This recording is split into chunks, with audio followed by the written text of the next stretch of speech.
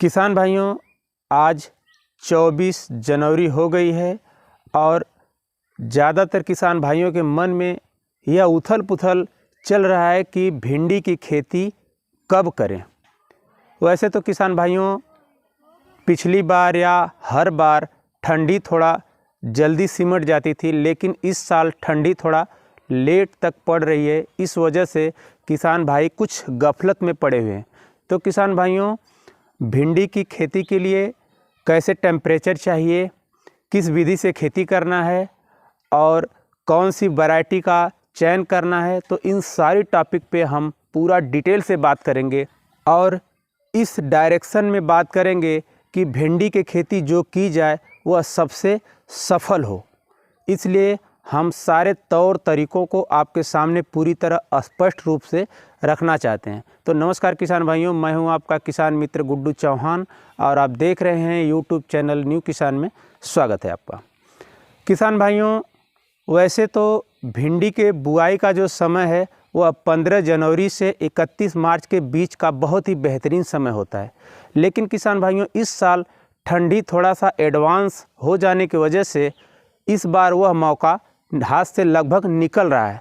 तो किसान भाइयों, आप जल्दबाजी बिल्कुल ना करें कि 15 जनवरी के बाद का जो समय भिंडी का होता है और आप तुरंत बुआई कर दें। आप यह गलती बिल्कुल ना करें, क्योंकि भिंडी के बुआई के लिए जो टेम्परेचर होता है वह 25 से 30 डिग्री सेल्सियस का टेम्परेचर अनिवार्य होता है। इसलिए आप सही टेम्परेचर का इंतज़ार करें। इस बार ज़्यादातर किसान भाई यह गलती ज़रूर कर देंगे। जहाँ पे टेम्परेचर उनका 25 से 30 डिग्री सेल्सियस है वहाँ पे खेती करें, कोई दिक्कत नहीं है। लेकिन ठंडी जिन क्षेत्रों में थोड़ा सा एडवांस है वहाँ पे जल्दबाजी बिल्कुल ना करें, क्योंकि किसान भाइयों, अगर आप जल्दी में भिंडी की बुआई कर देते हो तो आपके भिंडी के जो बीज अंकुरित होंगे, जो निकलेंगे, वह पीले रहेंगे और उनमें ग्रोथ बिल्कुल नहीं होगा। इसलिए आप पूरी तरह से फेल हो सकते हो। इसलिए किसान भाइयों, आप टेम्परेचर का इंतज़ार करें, उसके बाद ही बुआई करें, जल्दबाजी बिल्कुल ना करें। दूसरी टॉपिक पे हम बात करेंगे किसान भाइयों की भिंडी की बुआई। कुछ किसान भाई थोड़ा सा नमी कम होती है उसके बाद बुआई कर देते हैं, तो जार्मिनेशन होने में देरी होती है तो वह सिंचाई कर देते हैं, उसके बाद जार्मिनेशन हो जाता है। लेकिन किसान भाइयों, आपको यहाँ भी गलती बिल्कुल नहीं करनी है। आप भिंडी की बुआई उसी हिसाब से करें कि आप अपने खेत में नमी बढ़िया बना लें, उसके बाद बुआई करें। क्योंकि जब हम जमाव के लिए पानी देते हैं उस समय भिंडी के खेत में इतना एडवांस नमी हो जाती है कि जड़ें ग्रोथ नहीं कर पाती हैं और आपका पौधा पीला हो जाता है। इसलिए आप बिल्कुल अच्छे से नमी बनाएं और उसके बाद ही बुआई करें। किसान भाइयों, हम बात करेंगे खाद एवं उर्वरक के लिए। तो आप अपने खेत में गोबर की सड़ी हुई खाद का इस्तेमाल ज़रूर करें। मुर्गी की खाद करें या फिर वर्मी कंपोस्ट की खाद है तो उसका इस्तेमाल आप ज़रूर करें। किसान भाइयों, अगर आपके पास इन सारी खादों में से कोई भी खाद नहीं है तो आप रासायनिक खादों का इस्तेमाल बिल्कुल कर सकते हैं। रासायनिक खादों का इस्तेमाल तो वैसे तो किसान भाइयों सेहत के लिए ठीक नहीं है, लेकिन जो किसान भाई बिजनेस के पर्पज़ से खेती कर रहे हैं उनकी मजबूरी हो जाती है कि रासायनिक खादों का उपयोग उन्हें करना पड़ता है। अगर रासायनिक खादों का उपयोग नहीं करेंगे तो उनको जो चाहिए वह उत्पादन नहीं मिल पाता है। या तो आपके पास वर्मी गोबर या फिर वर्मी कंपोस्ट की खाद हो, मुर्गी की खाद हो, तो आप उसका इस्तेमाल बिल्कुल करें, कोई दिक्कत नहीं। लेकिन जिन किसान भाइयों के पास ये सुविधाएं नहीं हैं वे किसान भाई रासायनिक उर्वरक का इस्तेमाल तो करेंगे ही करेंगे, क्योंकि उनके पास दूसरा कोई विकल्प है ही नहीं।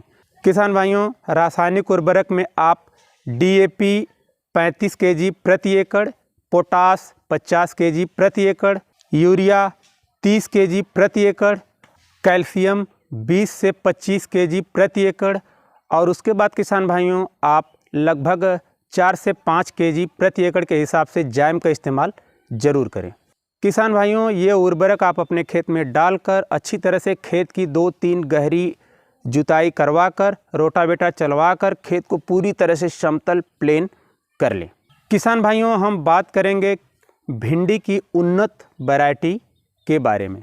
वैसे तो किसान भाइयों मार्केट में बहुत सारी वैरायटियां हैं, किसानों की कुछ अलग अलग उनकी पसंदें हैं, उनके हिसाब से वह अपनी खेती करते हैं। वैसे तो किसान भाइयों हम बात करेंगे नंबर 1 की, तो नंबर 1 ब्रांड या नंबर 1 वैरायटी जो है वह राधिका की होती है, और उसके बाद नून हेम्स की सम्राट होती है, और तीसरी जो वैरायटी है किसान भाइयों वह है सिंजेंटा की OH 2324। किसान भाइयों इन वैरायटियों में से आप किस वैरायटी को सबसे अच्छा महत्व, सबसे ज़्यादा महत्व देते हैं, ये चीज़ आप हमें कमेंट बॉक्स में कमेंट करके ज़रूर बताएं। वैसे तो किसान भाइयों जो राधिका है वह सबसे टॉप कैटेगरी की वैरायटी है, हम इसी का इस्तेमाल करते हैं। आप किन वैरायटी को पसंद करते हो हमें कमेंट करके ज़रूर बताएं। किसान भाइयों हम बात करेंगे बीज के मात्रा की। किसान भाइयों कुछ किसान भाई ज़्यादा बीज का इस्तेमाल करते हैं, जिनकी वजह से उनके फसल थोड़ी नज़दीक हो जाती है, घनी हो जाती है, और उनमें जो चाहिए वो पैदावार नहीं मिल पाती। इसलिए आप बीज का जो वेट है उसे पूरी तरह से ध्यान में रखें। किसान भाइयों बात करेंगे हम बीज को उपचारित करने के लिए, तो जितने भी हाइब्रिड बीज हैं उपचारित होकर आते हैं। उसके बाद भी अगर आपको उपचारित करना है तो आप कर सकते हो। उपचारित करने के लिए आप 2 ग्राम मैंकोजेब कार्बेंडाजिम प्लस 2 ग्राम थीरम को प्रति केजी बीज के हिसाब से बीज के ऊपर हल्का सा पानी छिटक कर पूरी तरह से दवा को मिक्स कर लें। उसके बाद हल्का सा छांव में सुखाने के बाद ही इसकी बुआई करें। किसान भाइयों हम बात करेंगे बुआई का तरीका, तो पौधे से पौधे की जो दूरी है उसे आप 30 सेंटीमीटर रखें, और पंक्ति से पंक्ति की जो दूरी है उसे आप 55 से 60 सेंटीमीटर रख सकते हैं। किसान भाइयों हम बात करेंगे बीज को गहराई में रखने की, तो आप 1.5 से 2 सेंटीमीटर के बीच में ही बीज को अंदर डालें। किसान भाइयों कोशिश करें कि लगभग 1.5 सेंटीमीटर या 2 सेंटीमीटर हो, उससे अधिक अंदर ना हो, वरना आपके बीज ज़मीन में दब जाते हैं, पूरी तरह से अंकुरित नहीं हो पाते हैं। किसान भाइयों हम बात करेंगे पहली सिंचाई की, तो किसान भाइयों पहली सिंचाई आप ध्यान से करेंगे।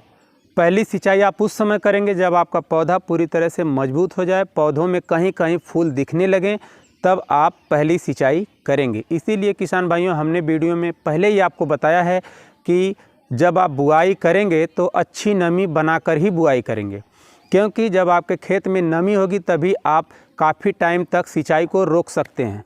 इसलिए नमी बनाकर बुआई करें और पौधे काफ़ी मजबूत होने के बाद सिंचाई करें, तो ही आपकी फसल पूरी तरह से मजबूत तैयार हो पाती है। किसान भाइयों हम बात करेंगे भिंडी के टोटल उत्पादन की, तो इसका सही तरह से आंकड़ा बताया नहीं जा सकता है, क्योंकि जिस तरह से आप लागत, जिस तरह से आप फसल को मेंटेन रखोगे उसी हिसाब से आप उत्पादन ले सकते हो। तो किसान भाइयों अगर वीडियो अच्छी लगी हो तो हमारे वीडियो को लाइक करें, चैनल को सब्सक्राइब करना बिल्कुल ना भूलें, और हो सके तो अपने दोस्तों को शेयर भी करें।